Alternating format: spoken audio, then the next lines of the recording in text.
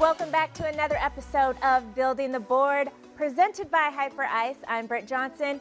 Just almost a year ago, the Cowboys selected Micah Parsons with the 12th overall pick in the NFL draft. And well, he's done a couple things since then. He was named NFL Defensive Rookie of the Year. He was also named First Team All-Pro and even selected to the Pro Bowl. So we are talking linebackers today. I got to bring my guy Kyle in. Kyle, I need to know this question. What would you do, or how would you feel if the Dallas Cowboys selected another linebacker with the first round pick this season? Yeah, it wouldn't be the first time, at least in recent memory, because you mentioned Micah Parsons. If you even want to go back to 2018 with Leighton Vander Esch, they've spent first-round picks on linebackers and have been used to doing so over the course of their franchise history as well. The interesting thing about this is even though you've invested those high picks early on the last couple of years, they still don't have a ton of guys on the roster. Parsons, Vander Esch, and really Jabril Cox, who you had in the draft last year, are really the only three impact guys that you really have on this roster moving into draft time. So if they do want to go out and look at maybe one of these top two guys like a Nakobe Dean, who I know David Hellman will be breaking down later on, or a Devin Lloyd, two guys that are at the top of this class in the first round, or even maybe push it into day 2 or day 3. I think it's a sneaky need for this Cowboys team. Yes, and I actually really like Devin Lloyd. He kind of has that go after the quarterback thing like Micah Parsons did. He was first in linebackers with sacks this past season with 8, second overall in the Pac-12. So pretty awesome over there. Another player, Leo Chenal, I know he's been getting a lot of looks at from scouts. What day 2, 3 guys do you have your eye on? Well, I think Chenal's certainly up there in terms of guys. Wisconsin has such a rich history of the linebacker position, and he's another one of those guys that should be a day 2, maybe even second round, early second round pick. It'll be interesting to see if he's available even for the Cowboys at 56, and if he is, he may be in that conversation. A couple other guys that have kind of taken the world by storm throughout the draft process. Chad Muma, a small school guy out of Wyoming, very hard hitter, athletic, lateral mover, back-to-back, good against the run. Brandon Smith from Penn State. If you wanted to go back to a Penn State linebacker, you had some success with that a year ago with Micah Parsons. He's a little more tradey and a little more raw than some of these other linebacker prospects that you'll find in day 2 or day 3. However, he's something that, or someone that I think the Cowboys could certainly take a look at. And then there's a vast amount of guys on day 3 specifically. Brian Asamoah from Oklahoma, Terrell Bernard from Baylor, DeMarco Jackson from Appalachian State, who took the Senior Bowl by storm in the one-on-one drills. He was going back up and forth against running backs and blocking some guys, or getting around some blocks rather, in Mobile. So lots of guys and maybe lots of potential for the Cowboys draft. Well, one guy that Dave Hellman thinks has a lot of potential, he is a CFP national champion. Dave, who are we talking about today? Thanks, y'all. Well, look, there's 2 types of draft prospects. Guys you learn about during the process here in the spring, and then there's the guys who are on your radar from the very jump. And from the time the Georgia Bulldogs held Clemson without a touchdown in their season opener, I said, who the heck is this guy? If you don't know, now you do. Nakobe Dean, a captain of the national champion Georgia Bulldog defense that features Jordan Davis, Travon Walker, Lewis Seen, just a few top talented guys. So what does it say about him? And more impressively for me, here's going to be the knock on Nakobe Dean. 5'11", 229, not exactly built in a lab the way Micah Parsons was. Does not matter. Turn the tape on. I'll show you what I mean.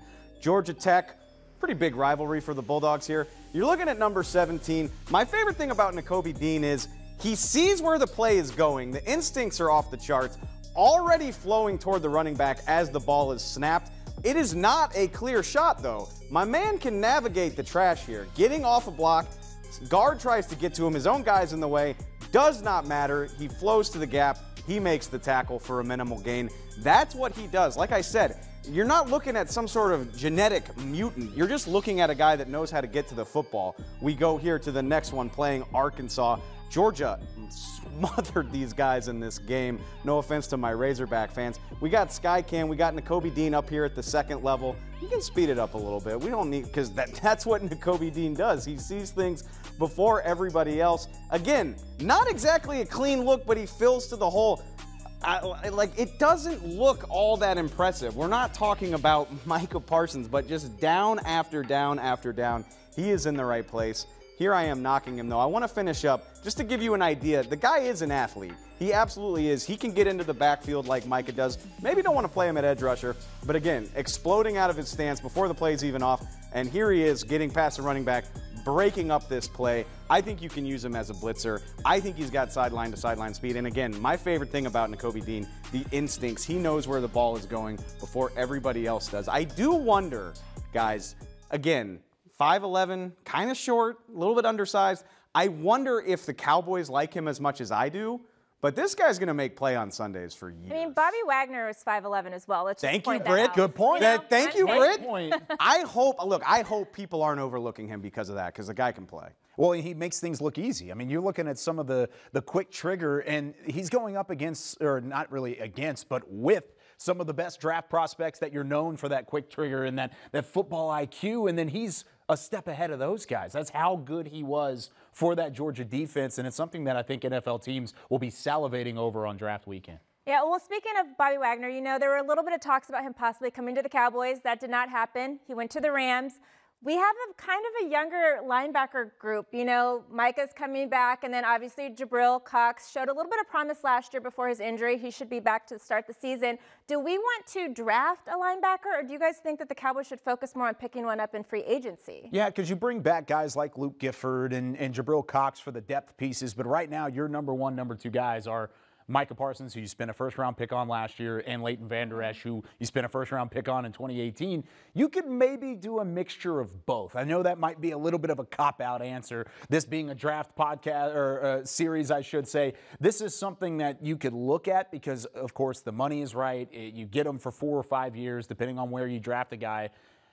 You could also go add a veteran talent, and I think that's something that I think this linebacker crew could certainly benefit from. I'll go as far as to say that they should. They got 9 swings at this thing, right? Yeah. And you got to remember, of course, linebackers start on defense. You also need them for special teams. They are so valuable. They're big, so they can block. They're athletic, so they can get downfield, punt team, kickoff team, that sort of thing. That's how guys like Luke Gifford made their way in this league in the first place. So they should draft one. It's just a matter of when. Yeah. Devin Lloyd, Nakobe Dean. Do you do it at 24? Maybe that's too rich with Micah Parsons already on the roster. But starting in the second round, I'm interested. And certainly when you think about fourth round, 4 swings at it in the 5th round, now that you've got those 4 fifth-round picks, I absolutely think they should do it. I just wonder how early. Would you be surprised if they left this draft class without a linebacker?